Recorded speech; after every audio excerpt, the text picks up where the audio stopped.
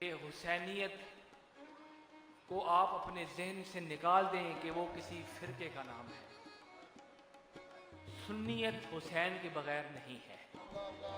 अगर कुछ लोग कहते हैं कि हुसैनियत का नाम लेंगे तो ये शीयत है, ये शीयत नहीं, ये ऐन सुन्नियत है। और जो सुन्नियत से निकाल कर हुसैनियत को पेश करते हैं, हमें ऐसी सुन्नियत कबूल नहीं।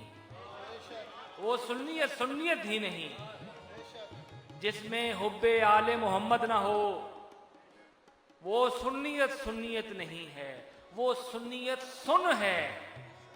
हमें ऐसी सुन्नियत को नहीं चाहिए, हमें वो सुन्नियत चाहिए जहां मवद्दत अहले बैत हो, जो जहां सहाबा किराम की ताज़ीम भी हो, अज़वाज मुताहरात की ताज़ीम भी हो।